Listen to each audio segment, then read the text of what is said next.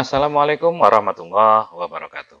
Alhamdulillahirrabbilalamin. Wa bihi nasta'in ala umuri dunya wa din. Wassalatu wassalamu ala asyrafil anbiya'i wal mursalin Sayyidina Muhammadin wa ala alihi wa sahbihi ajma'in, amma ba'du.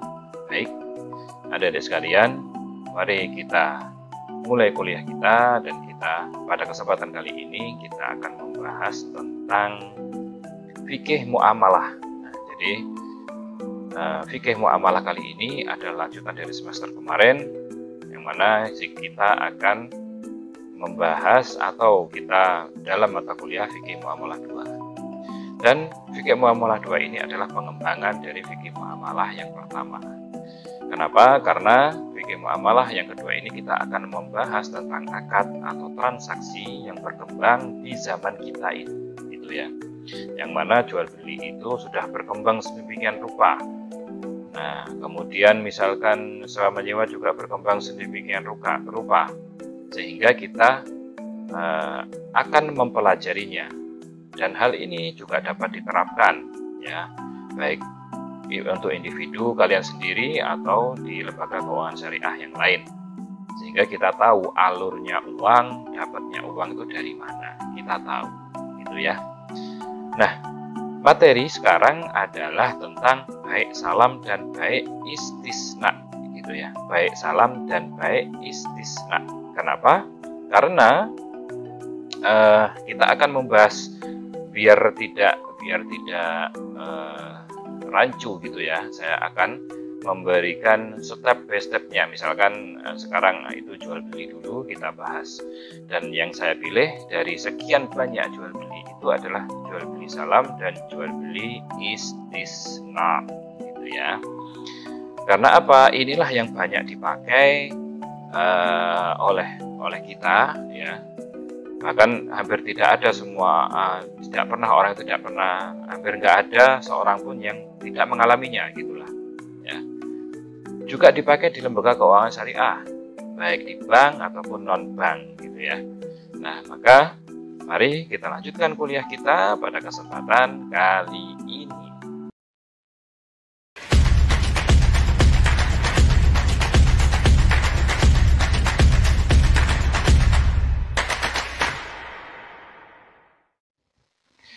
Nah, yang pertama kita akan membahas apa itu baik salam, gitu ya. Kita harus kenalan dulu ya, biar tahu. Oke, salam berarti serah terima, itu artinya dari bahasa Arab. Serah yaitu serah terima harga pada majelis akad, itu namanya salam. Istilah lain yang digunakan adalah salaf, yang berarti mendahulukan, yaitu mendahulukan pembayaran atau penyerahan harga di majelis akad. Nah, jadi baik salam itu adalah jual beli, ya, jual beli. Kalau istilah salam itu biasanya dipakai, kalau dulu gitu ya, itu biasanya dipakai oleh penduduk Irak, gitu ya. Sekarang Irak itu negara Irak, namanya salam. Kalau salaf itu biasanya dipakai oleh penduduk Mekah, gitu ya.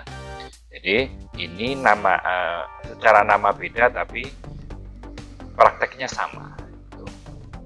Nah, maka dari kedua istilah di atas dapat difahami bahwa satu, jual beli salam atau salaf secara kebiasaan menunjukkan jual beli yang pembayaran harganya didahulukan secara tunai.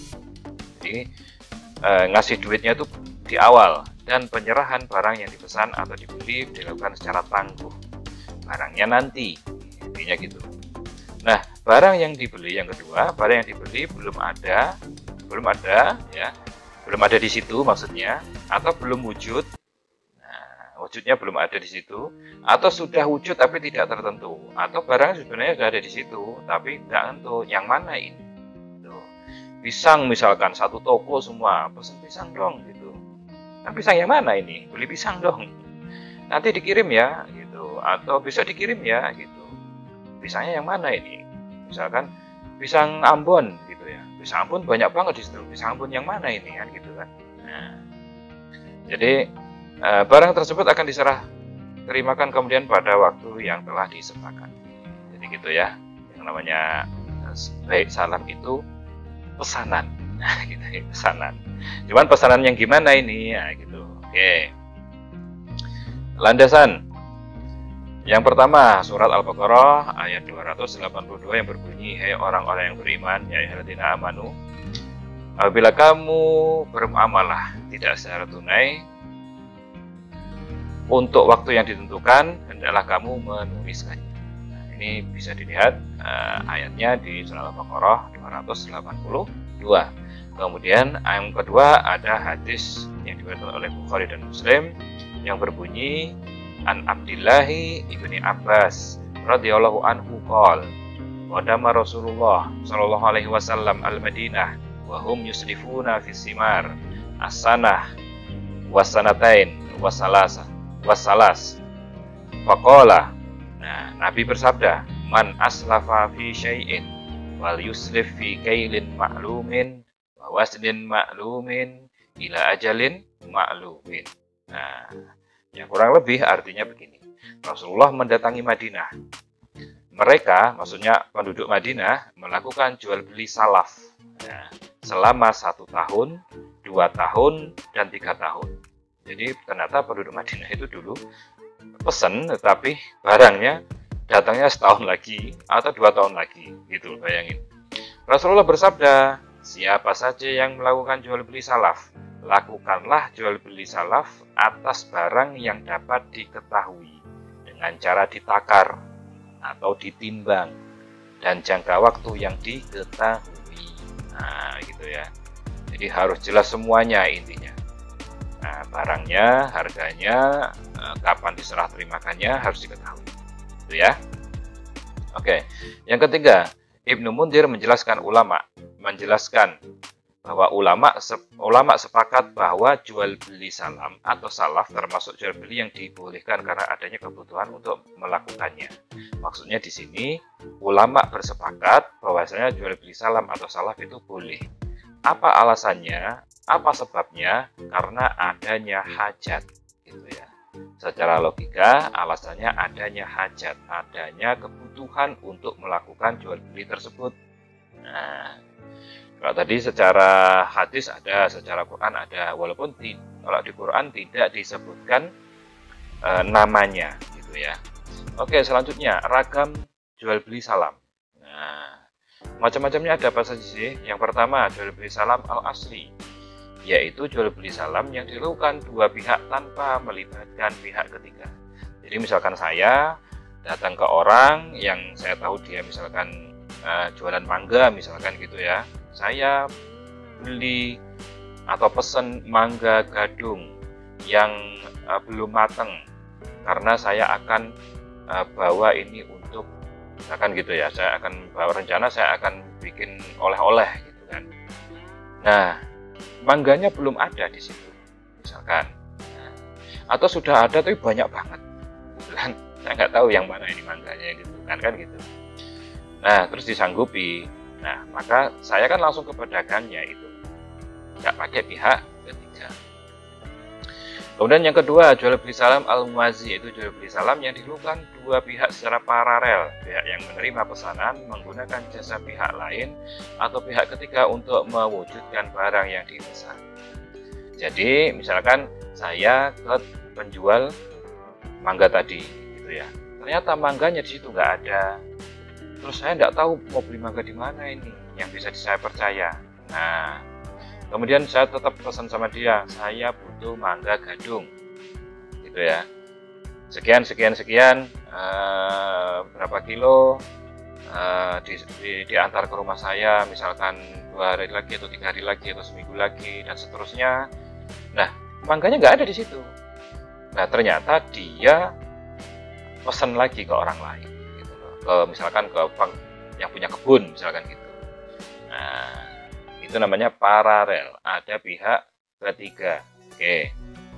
Yang ketiga, jual beli salam hal, yaitu jual beli salam yang objeknya sudah wujud atau sudah ada tapi belum tertentu, seperti jual beli semen dan pasir di toko bangunan. Sama kayak tadi, misalnya ini sama sebenarnya. Cuman yang dibahas itu adalah objeknya. Kalau tadi kan kalau tadi itu objeknya, maaf, kalau ini yang dibahas itu yang ditentukan mana gitu ya. Nah, sama kayak tadi, misalkan saya ke penjual mangga ya, penjual mangga gadung, kemudian mangga gadungnya banyak banget, saya nggak tahu mangga gadung yang mana ini. Nah, maka saya beli mangga gadung, terus apa namanya, sekian kilo nanti dikirim gitu ya. Nah, kayak semen, sampean beli semen kan nggak tahu semen yang mana yang sampean beli, kan semennya misalkan banyak banget di situ. Pokoknya beli semen, pesen gitu ya, seminggu lagi dikirim. Nah, atau pasir. Nah, yang keempat, jual beli salam muajjal, itu yang serah terima objeknya dilakukan pada masa yang akan datang sesuai kesepakatan. Jadi masa yang akan datang di sini istilahnya masanya itu agak lama. Misalkan sebulan lagi, 2 bulan lagi, setahun lagi, misalkan begitu. Nah, oke. Rukun dan syarat. Apa aja rukun dan syaratnya? Rukun dan syaratnya yang pertama ada 4 ya. Rukun jual beli salam itu ada 4. 1, pembeli ya. Atau bahasa Arabnya disebut muslam gitu ya. Pembeli itu bahasa Arabnya disebut muslam. Kemudian yang kedua, penjual disebut muslam ilah. Dan objek salam itu ada 2. 1, nah objek salam itu muslam feh atau barang dan harga atau saman. Jadi yang namanya objek salam itu namanya muslam feh. Itu ada barang, ada harga gitu ya. Kemudian dan sigoh itu ijab dan kabul. Saya pesan ini, spesifikasinya ini, ciri-cirinya ini, syarat-syaratnya ini, ya. Nah, itu disepakati harganya namanya sigoh. Kemudian ketentuan harga atau saman. Nah, sekarang kita bahas tentang harganya. Yang pertama, harus jelas jenisnya, baik uang, giro, cek, dan lainnya maupun barang. Jadi namanya jual beli itu ya, nggak harus dengan uang ya, bisa dengan barang gitu loh. Nah, kalau uang itu jelas.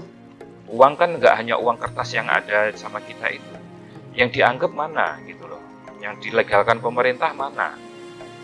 Ya uang yang beredar di kita itu ada uang, kan ada uang elektronik, ada giro, ada cek misalkan ya. Ada surat utang misalkan itu. Nah, bisa. Nah, maupun barang. Kalau barang misalkan sampean beli beli mangga 100 kilo dengan berlian misalkan gitu. Kan barang itu. Berliannya itu kan barang. Nah, cuman berliannya itu kan bisa ditakar harganya. Oh, sekian karat, harganya sekian gitu. Atau beli mangga tadi atau pisang dengan sepeda motor misalkan begitu, karena butuhnya banyak banget.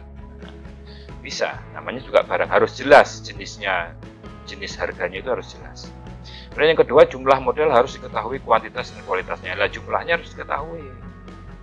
Setelah uangnya jelas, pakai rupiah atau pakai dolar jelas ya, diketahui kuantitasnya. Uangnya itu uang palsu apa enggak ini? Ceknya ini palsu apa enggak ini? Kualitasnya juga, kalau barang itu kuantitasnya. Nah, yang ketiga, menyegerakan penyerahan modal yang dilakukan dalam majelis akad, yaitu sebelum pihak-pihak berpisah. Jadi kalian menyerahkan harganya atau uangnya tadi atau barangnya tadi di majelis akad. Di majelis akad itu maksudnya sebelum kalian mengakhiri perjanjian, gitu ya. Nah, sebelum kalian mengakhiri perjanjian, maksudnya itu gimana? Ya kalau datang ke toko sebelum kalian pergi. Kalau misalkan kalian itu jual belinya via phone ya, pakai telepon, misalkan pesan pakai telepon gitu kan, itu langsung segera ditransfer.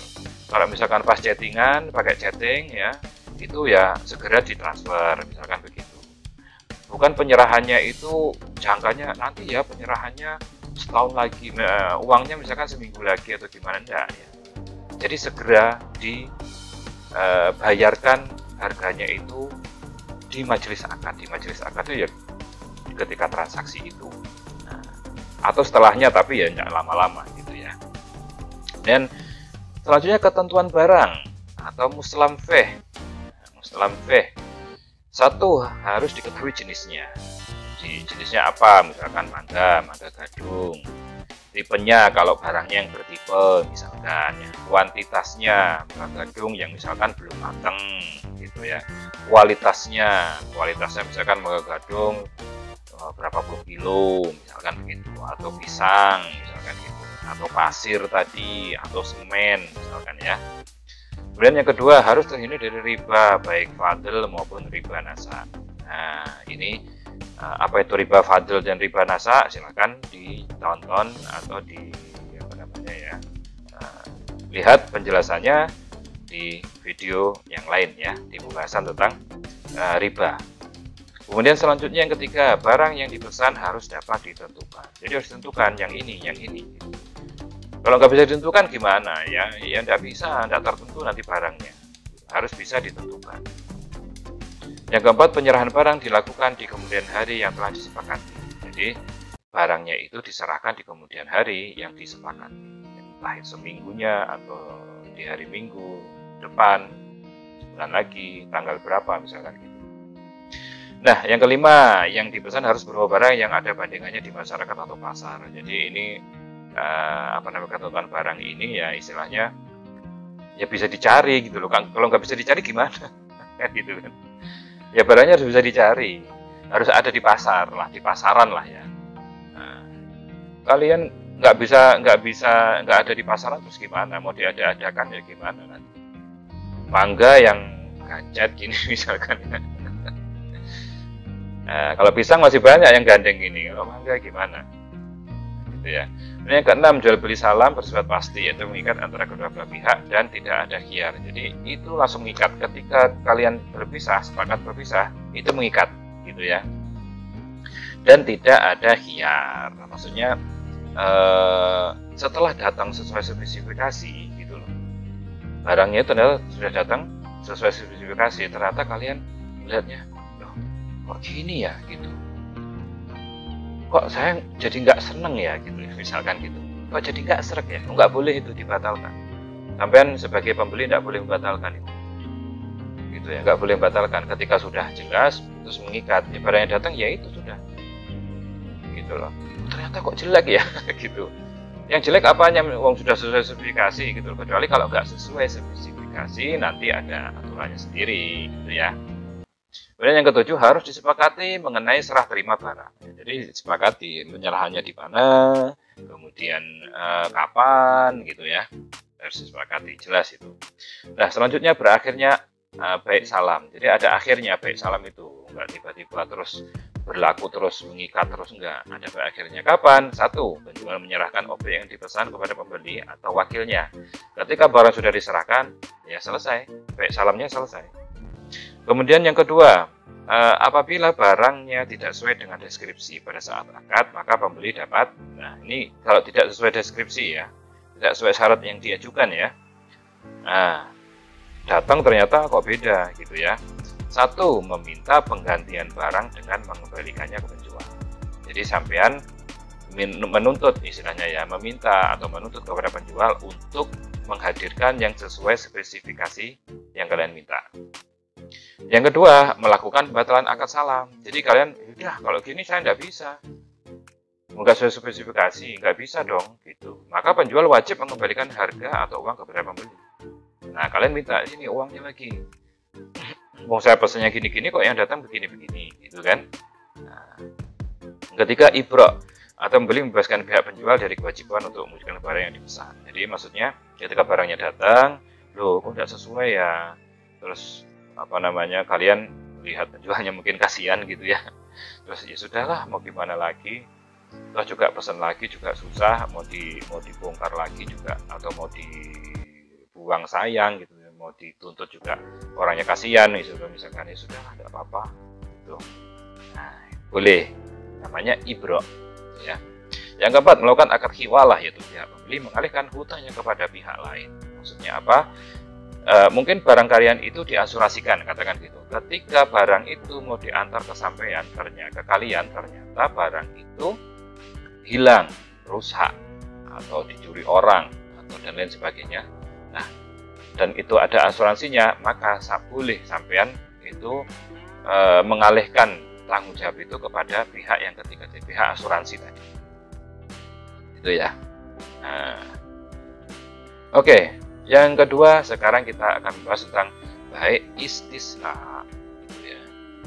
Apa itu? Nah, istisna.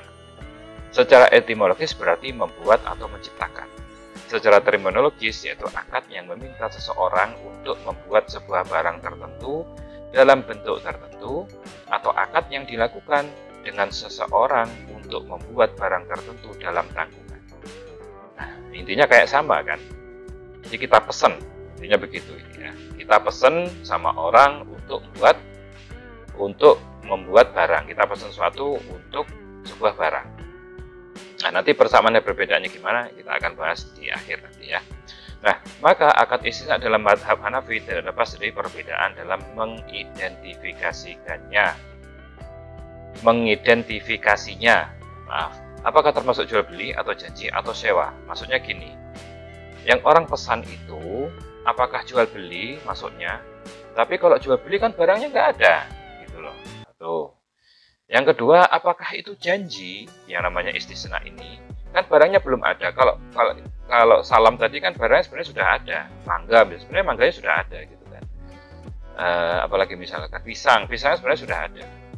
Cuma kan nggak tertentu. Ada. Nah, yang jadi masalah di sini adalah ini belum ada barangnya kalau di istisna ini.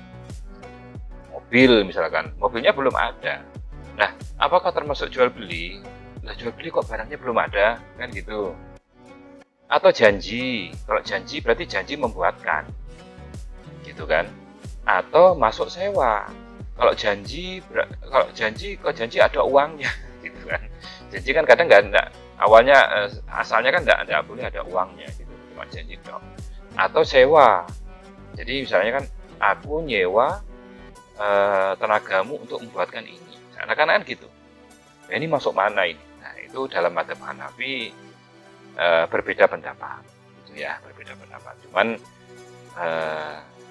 dalam penjelasan yang saya sampaikan di sini, istisna itu masuk dalam jual beli, intinya begitu. Walaupun sebenarnya barangnya belum ada, dan berarti kan jual beli gharar, jual beli yang tidak boleh. Nah, cuman nanti kan ada barangnya, jadi boleh, gitu loh.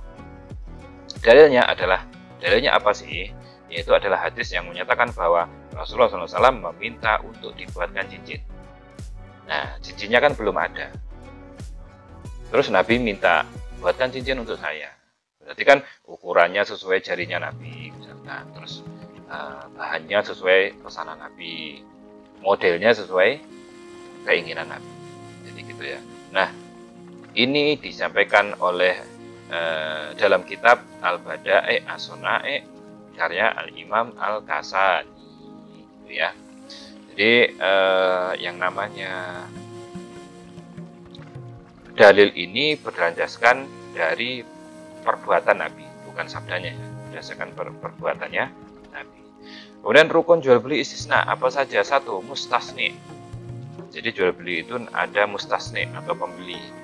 2. Sone, penjual, ya, yang buat tadi. Ketiga, masnu. Masnu itu barang. Jadi masnu itu barangnya. Kemudian ada barangnya, ada amal, ada harga.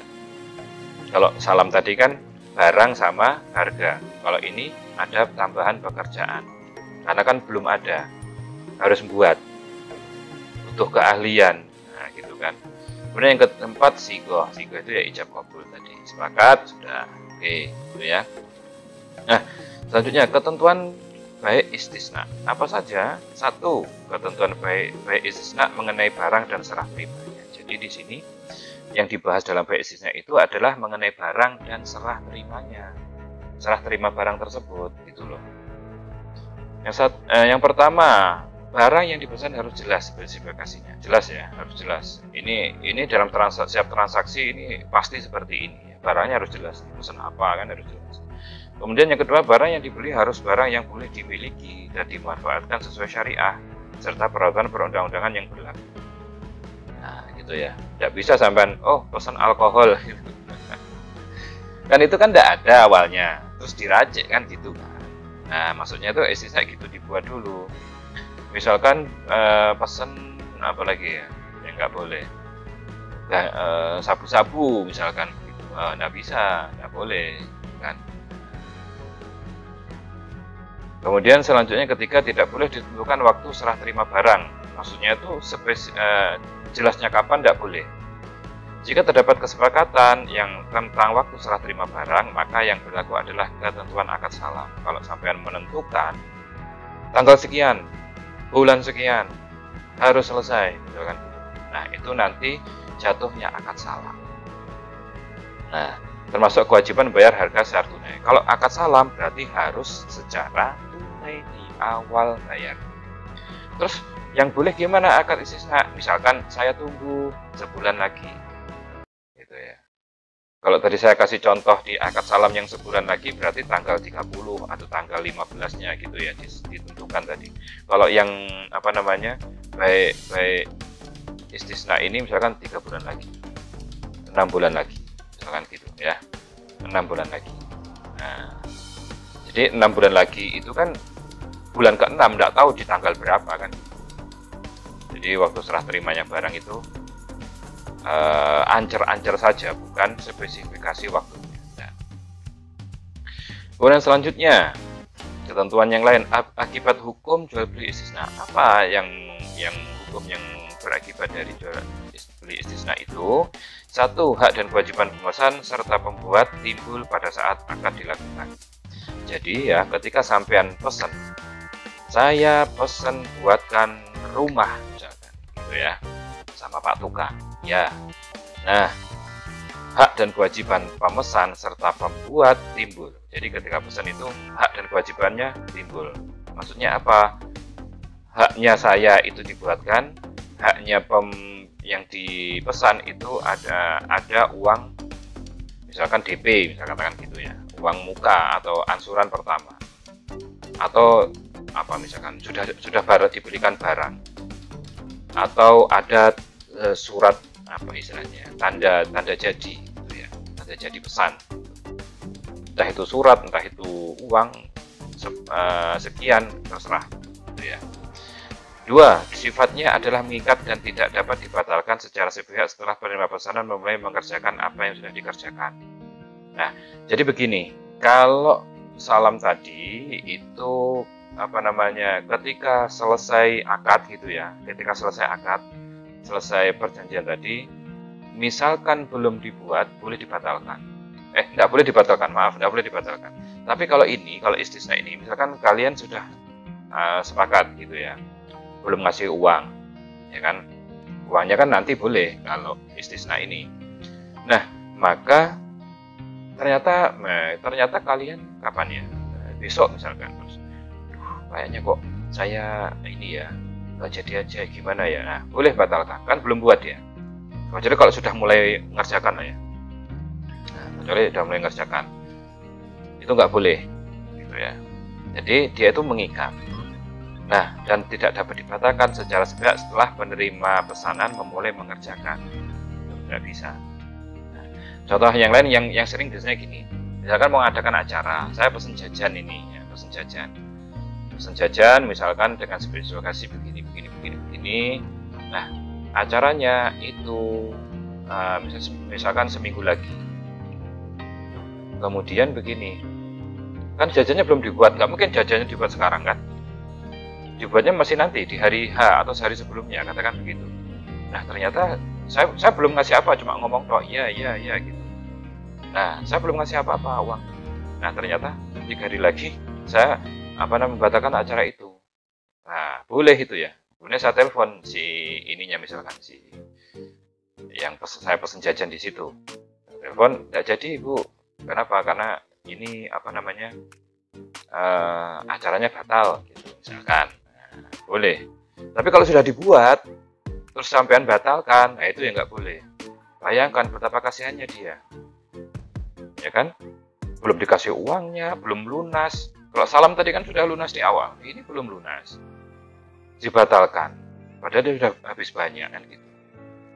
Dan yang ketiga, ru'yah, yaitu apabila barang yang dipesan sudah diperlihatkan kepada pemesan, penerima pesanan tidak boleh menjual barang tersebut pada pihak lain. Misalkan zaman beli jajan gitu ya, pesan jajan.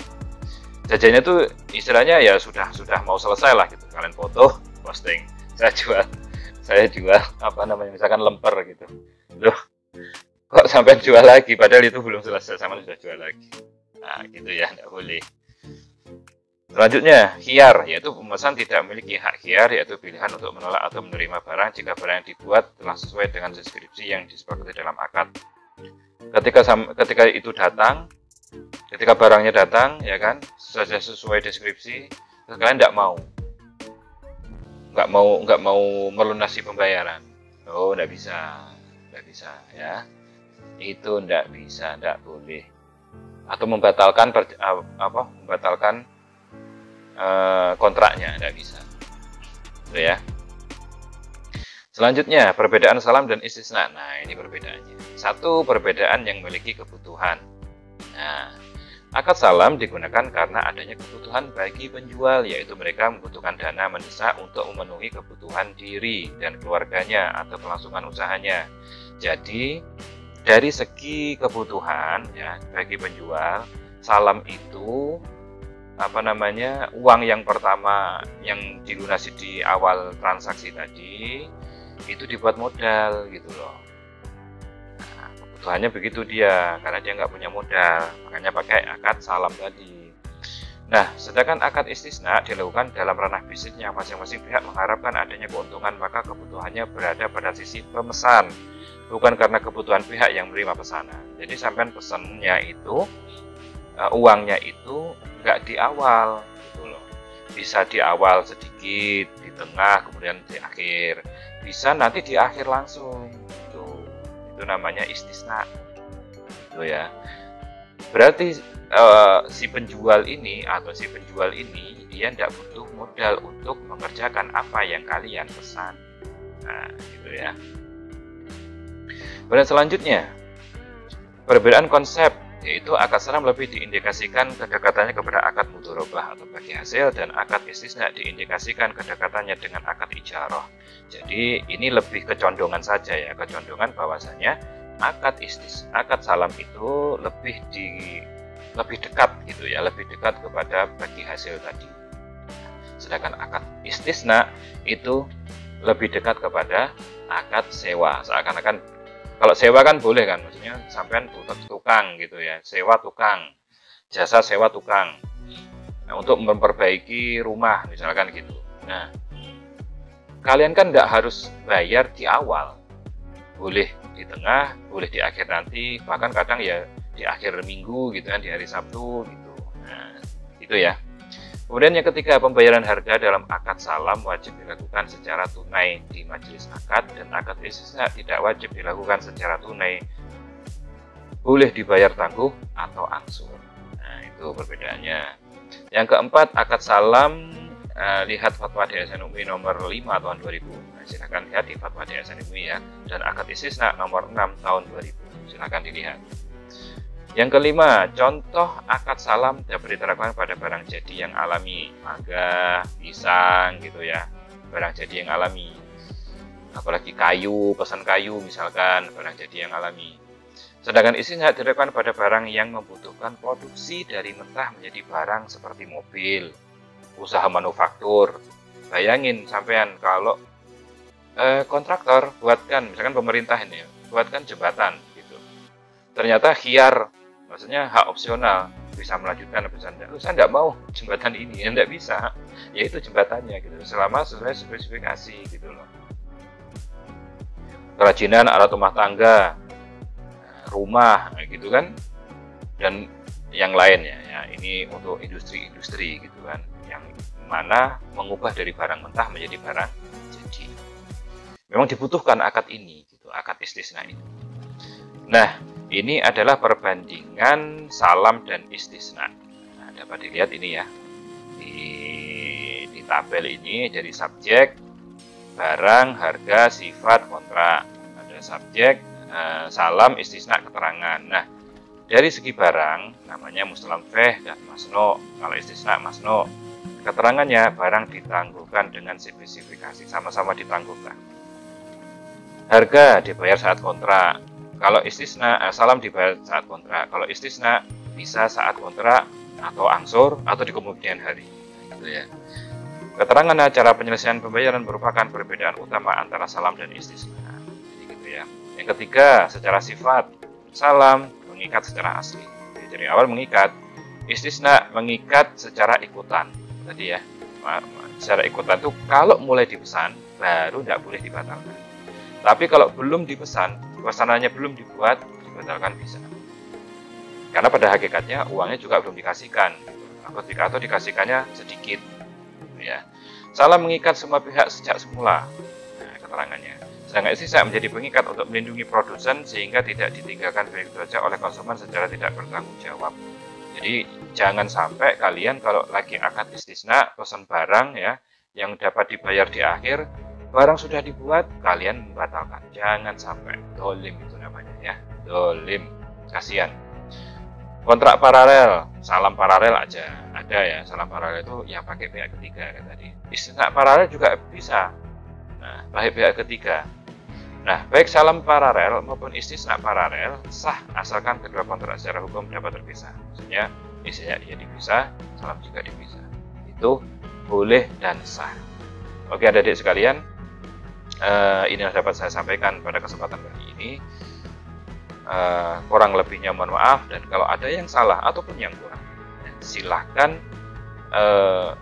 komen di komentar, tulis komen ya. Sekian, terima kasih. Assalamualaikum warahmatullahi wabarakatuh.